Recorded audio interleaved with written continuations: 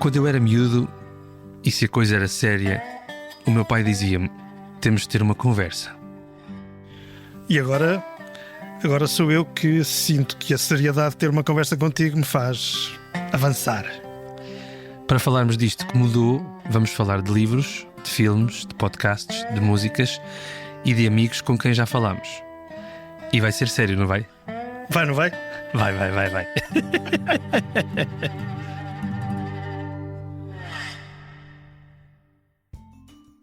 Olá, o meu nome é Manuel Pureza, tenho 40 anos e sou filho do José Manuel Pureza, que está aqui ao meu lado. E que tem 65 anos.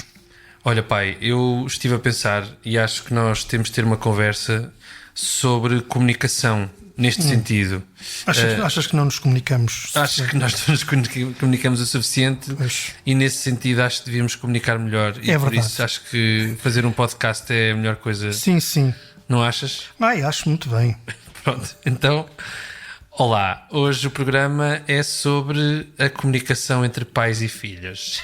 não é sobre pais e filhos, mas é sobre comunicação. Temos uma conversa sobre comunicação e aquilo que mudou no espaço de, não só de 25 anos entre nós os dois, Sim. mas até aos dias de hoje, e coisas que nesse sentido não só nos inquietam como nos entusiasmam. Sim, há várias coisas que mudaram, entretanto, digamos, da minha geração para a tua. Eu sou capaz de destacar uma, que é aquela que me vem mais imediatamente à cabeça, que é a de que o modo como nos comunicamos uns com os outros mudou, porque na minha geração, se posso dizer assim as coisas desta maneira, privilegiávamos, ou seja, não tínhamos alternativa também à comunicação face a face. E progressivamente, e na tua geração isso acentuou-se muito, e tem-se vindo a acentuar ainda mais, passou a privilegiar-se a intermediação de formas de tecnologia para muitos tipos de comunicação entre as pessoas, não é? E eu acho que nisso há um risco. Isto é, há muitas virtualidades, portanto, ou seja, eu não quero aqui estar numa de velho do Restelo, não quero mesmo, porque não corresponde àquilo que eu penso, mas sei que havendo muitas virtualidades, há um risco. E esse risco é o de que a comunicação não verbal, não pessoal, não física, digamos assim, não presencial, não é? Tira-lhe, a meu ver, humanidade, não é? Ou seja, dizendo uma coisa que uma vez li, escrito por um amigo meu, um emoji não é um sorriso, um like não é uma concordância, e portanto eu acho que isso dá que pensar, de facto. Sim, quando estava a pensar neste tema para puxar a nossa conversa, estava a pensar sobretudo na rapidez e como essa busca pela rapidez no contacto, não é? Pois. Acaba por ter consequências graves, ao mesmo tempo que tem consequências boas, não é? Ou seja, já não há a dificuldade de comunicação que eu me lembro de ter no início da minha infância. Sim. O telefone era uma coisa que... No início da tua infância tinhas dificuldade de comunicação porque não sabia o que tu dizias. Sim, também é verdade. E, portanto, pensando precisamente dessa minha dificuldade física em comunicar, ficava ainda mais agravada quando, de facto, as pessoas dependiam da presença junto ao telefone em casa para se comunicarem. Ou seja, há uma série de etapas que nós passamos próximas da ficção científica e que aceitamos de bom grado porque elas entram na nossa vida e nós estamos ok, está tudo ok, está tudo fixe. Claro. Agora fazer uma videochamada é uma coisa absolutamente normal. Absolutamente banal, claro. Para nós nos anos 80, enquanto estávamos a crescer, não era de todo uma coisa... E portanto tu achas que isso introduziu velocidade na nossa... Não, estou a dizer que acho que uma das variáveis que está implícita nesta mudança na comunicação da minha geração para a tua é precisamente a questão da rapidez de chegar. Como já falámos em relação à rapidez do conhecimento ou do acesso ao conhecimento, não é? Pronto. E essa rapidez tem os seus problemas imediatos, que é de facto a coisa de nós não termos um tempo para maturar a comunicação que temos menos tempo, não é? Temos menos tempo. Temos menos tempo. Por outro lado, sinto que essa tendência para encurtar distâncias, que é uma tentação, também trouxe coisas muito boas e lembro-me, por exemplo, da minha amiga Joanne, que é a minha pen pal aos 12 anos. Explica lá isso, o que é pen pal? Ou seja, escrevíamos cartas um ao outro sem nos conhecermos bem, só que tínhamos gostos em comum, gostos musicais em comum.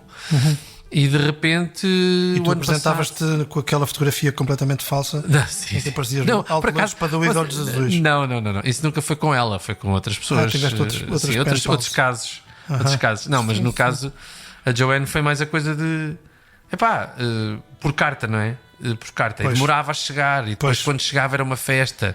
E a celebração da chegada Exatamente. não é? Da comunicação. Isso. Hoje em dia um gajo não celebra um WhatsApp, então passava a Sim, vida a comunicação celebrar. era uma festa, tu dizes bem. Isso é Pois, verdade. exato, tem a ver com isso. Ou seja, Sim. a rapidez tirou o sentido de festa ou da alegria de receber novidades, não é? Eu acho que essa questão da velocidade, da rapidez, da diferença de intermediações, ou seja, de intermediações tecnológicas, não é? Portanto, do velho telefone para a videochamada, enfim, com todo o imediatismo que isso introduz.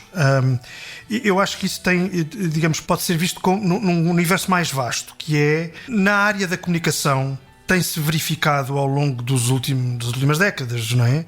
Tem-se verificado uma contração das formas de mediação. Ou seja, a tendência é para deixar de haver mediações ou mediadores entre A e B, seja A e B duas pessoas, ou seja A e B uma pessoa e um conjunto de factos. Por exemplo, expressão, a meu ver, mais preocupante e mais relevante dessa contração das formas de mediação, e que tem tudo a ver com comunicação, é a crise da mediação jornalística. A crise da mediação jornalística, ou seja, a relação entre cada um e cada uma e uma suposta realidade tem tendência cada vez mais, por força precisamente das tecnologias do imediatismo, não é? Da rapidez, tem tendência para se perder. E, portanto, esse crivo que é o que faz o jornalista, mesmo quando está ofegante e mesmo quando tem auriculares. Esse crivo que o jornalista significa... Nós estamos a fazer este podcast e tu tens aí uns fones. Estão a soprar as respostas, meu amigo. Estão a soprar as respostas. Sim. A minha mãe. Senhores ouvintes, Muitas vezes a minha mãe sopra respostas ao meu pai. Está explicada toda uma carreira. Toda esta reflexão que eu estou a fazer, eu seria incapaz de a fazer se não estivesse a soprar aqui pelos headphones. Exato. Mas na verdade é isto, é que eu acho que essa crise, essa perda de importância dada ao que medeia, ao que, digamos, se interpõe entre duas pessoas, ou que se interpõe entre uma pessoa e uma suposta realidade, empobrece e até faz perigar a própria relação com a verdade, não é? Esta comunicação imediata, esta possibilidade de eu opinar no imediato, leva-me àquilo que o Humberto Eco falava com muita precisão, que é: a internet veio abrir a hipótese a que qualquer idiota ache que tem espaço para falar. E é assim, é uma visão evidentemente irónica, mas muito verdadeira. Depois estava a pensar que lá atrás na minha vida e lá atrás na vida de todas as gerações sempre houve acrimónia, sempre houve desconsideração, sempre houve expressões de escárnio, com certeza. Sim. Mas o que as redes, esses mecanismos de aparente imediatismo, de aparente falta de intermediação introduziram foi eliminação da dificuldade de estar cara a cara com o outro. Claro. E, portanto, a possibilidade de insultar, a possibilidade de, sobretudo, de gritar, escrevendo, Exato. tornou-se infinita. Tornou-se infinita de tal maneira que, se olharmos para as redes onde estamos, não é? Começando pelo velho Facebook, o Instagram, enfim, as outras, TikTok porventura menos, mas quer dizer, o que há mais é a expressão de fúria, não é? De fúria incontida, de grito de impotência disfarçado de conhecimento das coisas. Pronto, e portanto isso creio que tem muito a ver com esta coisa que a comunicação no nosso tempo, a comunicação interpessoal no nosso tempo exprime muito, que isto é uma comunicação entre pessoas cada vez mais isoladas, é uma comunicação entre pessoas cada vez mais fechadas no seu casulo, não é? E que encontram depois formas de comunicar umas com as outras sem as ver, sem as sentir, sem as cheirar, sem saber a sua história, sem saber a sua circunstância do momento, e em que, portanto, vale tudo, porque o que tu estás a dizer àquela pessoa que a ti se contrapõe no Instagram ou no Facebook, o que tu estás a fazer é a vê-la como uma abstração. Ela Exatamente. tem uma fotografia, mas é apenas a fotografia. Sim. Não sabes, nunca nem sequer te preocupas em saber o que é que ela realmente pensa. Ela disse uma coisa e isso dispara em ti todo o fel. A fúria, exatamente. Pronto, isto é assim. Chegou a altura de, perante este tema da comunicação, propormos músicas. E começas tu. Sim, eu trouxe o Namoro do Fausto, ou interpretado pelo Fausto, por uma razão, porque o poema do Viriato da Cruz se refere àquele tempo em que a comunicação amorosa, não é? Era, digamos, uma cobertura lenta, uma cobertura íntima da distância, não é? Portanto, a carta em papel perfumado, o cartão, o recado pela Zefa do 7, quer dizer, as formas de comunicação de que fala o poema do Viriato da Cruz remetem-nos a um tempo em que, como dizíamos há bocadinho, havia a festa da comunicação, quer dizer, a possibilidade de comunicar, sobretudo de comunicar a paixão, o amor, era de facto uma celebração, não é? Era uma coisa extraordinária, não era uma coisa banal, E eu acho que este poema é um poema lindíssimo, e a música, que é do Fausto, é tocante, não é? É uma coisa que o Sérgio Godinho também tem uma excelente interpretação. Mas, enfim, eu acho que a interpretação do Fausto é aquela que deve ser aqui partilhada, deve ser aqui comunicada a quem nos está a ouvir. Boa.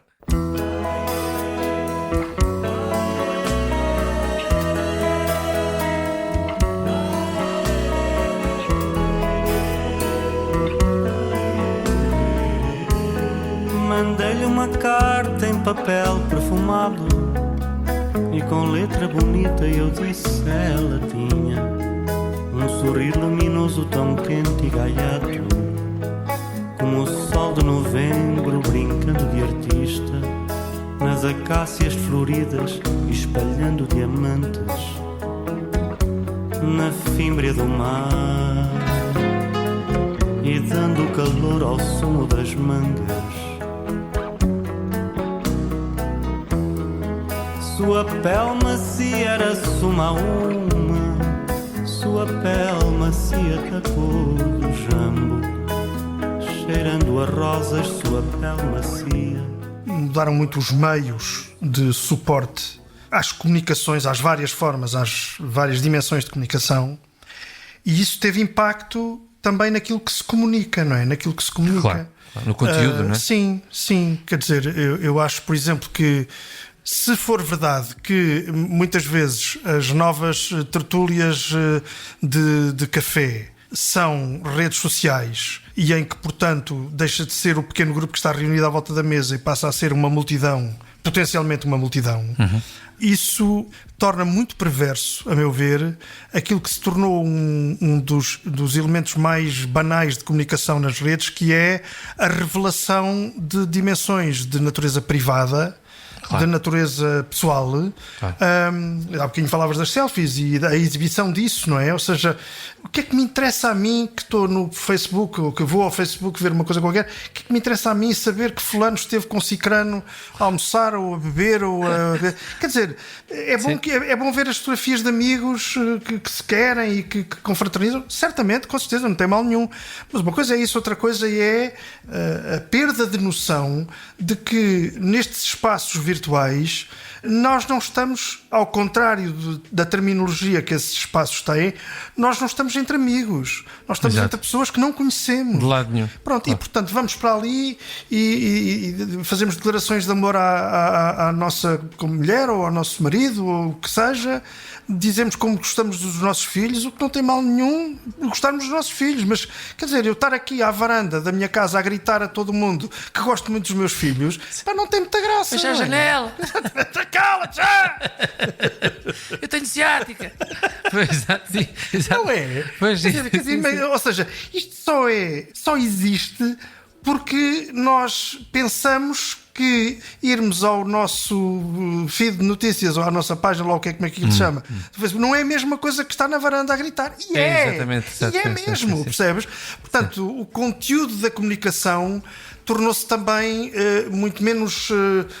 criterioso. Sim, exatamente. Sim, muito menos sim, criterioso, sim. exatamente. Sabes que eu acho que é uma coisa engraçada que é, eu tenho andado a leio de vez em quando coisas sobre, não, nem leio, ou seja, cruzo-me várias vezes com coisas sobre mindfulness e aquelas coisas de um gajo procurar uma certa sanidade mental Sim, e sim. educação para a saúde mental, etc.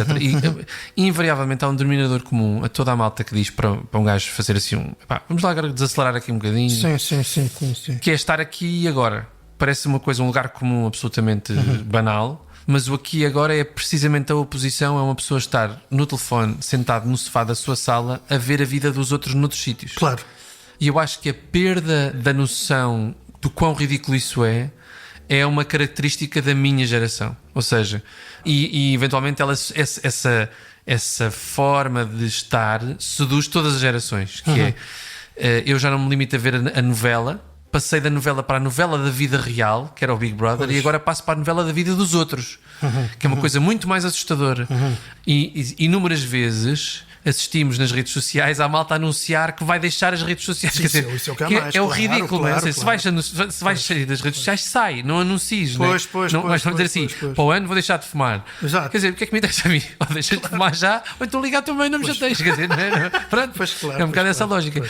E portanto é engraçado ver que o contraste direto, aliás, a contraposição direta a esta coisa do scroll, do doom scroll, como se diz agora, que é tipo um gajo estar horas e horas a ver. Pá, a ver, até há pessoas que veem coisas de marcenaria e coisas do género, tipo. Não sei de que é que tu estás a referir a esse caso, meu grandíssimo. Sim, malta que vê. Desculpa lá, tem vídeos que são absolutamente extraordinários. Sim, mas o tempo. Sobretudo para um trengo como eu em matéria de marcenaria. Está bem, mas imagina lá. Desculpa lá, ver um Mas tronco... tu não te vais tornar um melhor marceneiro só para fazer mas vídeos. fico a salivar perante Pronto, aquilo. eu tenho a coisa da culinária, né? O meu feed é só comida. Mas tu sabes cozinhar. Pronto, eu não sei fazer Pronto. banquinhos a partir de troncos de árvore completamente toscos. Sim, não sei. sim. Mas vejo aqueles senhores E ficas a com pôr vontade de ir aquilo no cortar torno árvores por todo e depois lado. a ir lá com a goiva e aquilo fica redondinho. Depois passam-lhe um verniz. Aquilo é lindíssimo. É muito lindíssimo, mas pronto, seja como for, a contraposição a isso é da malta que estuda estas coisas, não é? O parar é importante de não, agora, aqui e agora é não estar com telemóveis, tanto mais que proliferam por todo lado por causa desta lógica da comunicação imediata as estratégias para diminuir isto e para desacelerar um pouco, que é as escolas propõem que não haja telemóveis, não é só pelo desrespeito aos professores, é porque os putos não estão de facto ligados aqui e agora. Com certeza. As casas, nós temos um projeto lá em casa que é criar uma caixinha para os telemóveis à entrada de casa ficarem ali para não termos a tentação de passar serões cada um para o seu lado agarrado ao telefone. Quer dizer, percebo isso. Que já acontece em qualquer caso onde nós estejamos, não é? Quer dizer, não é assim tão incomum. Vou só aqui ver o meu e-mail e de repente está toda a gente Estás a ver a anunciar que vais deixar de fumar daqui a um ano, portanto. Exato, ou seja, tenho esse projeto. Sim. Não, mas acho que é uma coisa que muito bem, pois claro. Na turma do meu filho, Francisco, havia a questão dos telemóveis. O teu filho Francisco tem 13 anos. Tem 13 anos, exatamente. E aqui há 2 anos, creio eu, na turma, punha-se o problema dos telemóveis na sala, não sei o quê. E eu disse, a escola também deve ser um lugar de proposta para outras maneiras de comunicação que não sejam obrigatoriamente estar com o telemóvel a buscar mensagens. Porque é que não se faz uma caixinha na entrada? E a resposta imediata da escola foi não, porque eles roubam. Então, se roubam, temos de arranjar uma maneira deles não roubarem. Quer dizer, não é desistir. E há um pai que se levanta e diz, podíamos todos instalar o Google Family e quando os putos entrassem na escola os telefones ficavam desativados. E eu levantei-me e disse, se isso acontecer, o meu filho sai desta escola. Porque eu não considero sequer a hipótese de controlar o meu filho à distância a partir de casa, a partir de uma aplicação. Ou seja, eu falo com ele, tenho... E aqui vou à comunicação pais-filhos, que é uma coisa que eu acho que também evoluiu muito da tua geração para a minha.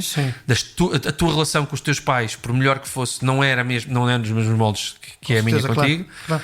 Que é essa coisa da confiança, do aprender a confiar. Ou seja, e acho que nós estamos por causa, e fazendo aqui uma pescada completa, por causa desta proliferação de formas imediatas de comunicação, estamos a regredir na confiança uns nos outros. Sim.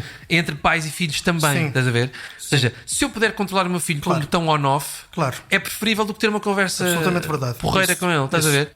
Na verdade, eu acho que as mudanças que ocorreram da minha geração para a tua, do ponto de vista daquilo que temos estado a conversar, introduzem duas dimensões. Introduzem muita coisa, mas há duas dimensões que aqui estamos a sublinhar, que são óbvias. Não estamos a dizer nada que não seja, enfim, experimentado e pensado por muitíssima gente. Que é, por um lado, introduzem dimensões acentuadas de ansiedade pessoal e social. E introduzem práticas de controlo muito, muito diretas, muito, como é que se diz, exuberantes, não é? E isso é rigorosamente verdade. E isto, enfim, leva-me de volta a uma questão que eu quis introduzir há bocadinho, mas que não exploramos ainda, e que é quando nós utilizamos a palavra comunicação nas sociedades enfim, em que vivemos, no caso português, há uma expressão que nós utilizamos muito bem, que é a expressão comunicação social. Exatamente, comunicação social. E eu devo dizer, se calhar nem eu, nem ninguém, nem muito pouca gente pensou nesta expressão. O que é que ela significa? Comunicação social. O que é que isto quer dizer, não é? Sim. Evidentemente nós estamos a falar de um conjunto de instrumentos, de dispositivos, de ferramentas chamadas jornais, rádios, televisões, não é? Que constituíram um corpo que assegura a comunicação de factos à generalidade das pessoas que estão distantes desses factos, não é? Certo. Pronto. Portanto, a comunicação social tem essa origem, tem esse DNA, digamos aproximar assim, as pessoas. Exatamente. Sim. Exatamente. Volto ao ponto que há bocadinho dizia, assumindo que, digamos, nessa transmissão é preciso um crivo para que, digamos, para que a notícia seja diferente do rumor e para que o rumor seja diferente da invenção. Certo. Ora, o que eu acho é que tudo aquilo de que estivemos a falar tem, como já dissemos, mas vale a pena aprofundar um bocadinho isso, tem um efeito muito complicado sobre a comunicação social. Ou seja, cada vez mais a tendência está a ser, acho que podemos dizer isso assim, está a ser a de uma perda de fronteira entre a comunicação social como a conhecemos na minha geração e nas gerações anteriores, portanto o mundo dos jornalistas, digamos assim, a perda de fronteira entre isso e os tais dispositivos de imediatismo, não é? Portanto, cada vez mais aquilo que tu dizes no Facebook ou no Instagram pode ser notícia, não é? Exato. E cada vez mais a maneira como se estão a redigir peças jornalísticas parece cada vez mais fórmulas ou dispositivos de tipo Facebook. Aqui há tempos eu encontrei assisti a uma conversa, uma palestra, como quiseres, de uma pessoa importante no meio jornalístico português e que dizia, a meu ver, com muito acerto, que na realidade atual da comunicação social aquilo que está a prevalecer é aquilo que ele chamava o mercado da atenção, isto é, o que se pretende discutir. O que se pretende não é discutir ideias, o que se pretende não é transmitir factos, o que se pretende é prender a atenção. Pois, claro. Prender a atenção, não é? E, portanto, na comunicação e na comunicação social, o que está a acontecer, isso é uma transformação muito grande da minha geração para a tua e para a do teu filho e para a que vem a seguir, é essa prevalência do prender a atenção sobre a transmissão refletida ou intermediada de factos. É curioso porque tu trouxeste a questão da comunicação social e vais para as cartas de amor. E eu trouxe as cartas de amor, não trouxe, mas trouxe a comunicação interpessoal e acabo muito mais numa coisa de comunicação de comunicação geral, que é uma música chamada Future Proof dos Massive Attack. E os Massive Attack serão talvez a banda de todos os concertos que eu vi na vida, e vi bastantes, serão talvez a banda que não pertence a este século, não pertence a este milénio, é do futuro e está apostada em fazer sempre dos seus concertos eventos de comunicação e denúncia de injustiças e de erros para lá de inaceitáveis. E esta música chamada Future Proof, que abre o álbum 100th Window, eu creio que a primeira vez que eu os vi, eles estavam a pré-anunciar isto, portanto foi depois do Mezzanine, portanto é o álbum a seguir ao Mezzanine, que é o grande álbum ou seja, o álbum mais reconhecido, não diria que é o grande álbum, mas o mais reconhecido dos Massive Attack. E é sempre um evento a música dos Massive Attack, porque tem esse lado de urgência em comunicar. Ok. E portanto vamos ficar com este tema.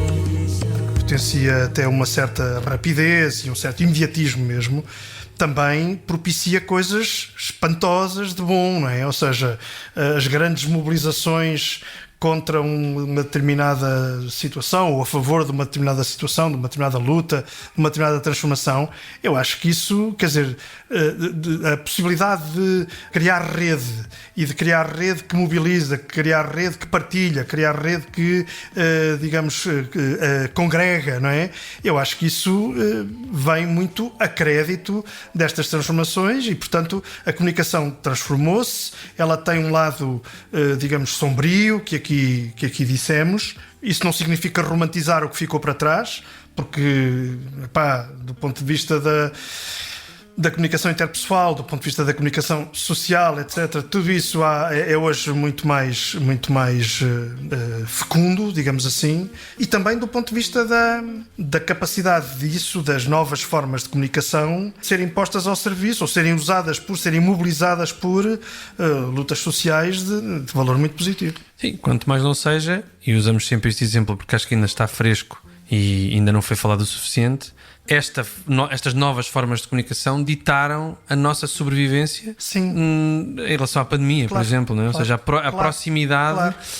E eu acho que esta sobrevivência... Foi tanto aquele exemplo da enfermeira fingida como foi o exemplo os serões em família à volta do Zoom, não é? Exatamente.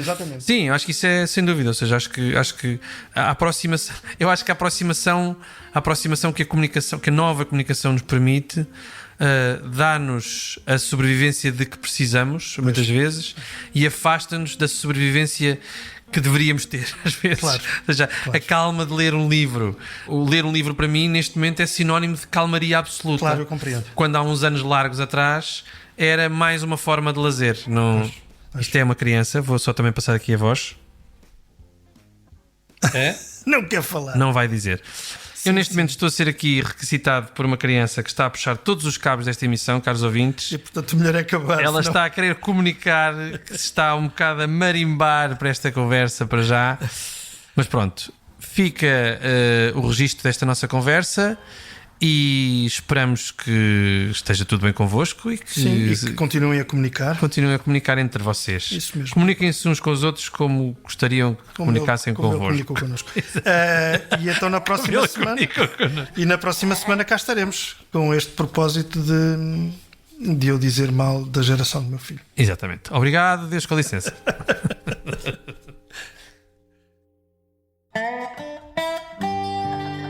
Temos que ter uma conversa é um podcast realizado com enorme gozo por Manuel Pureza e por José Manuel Pureza.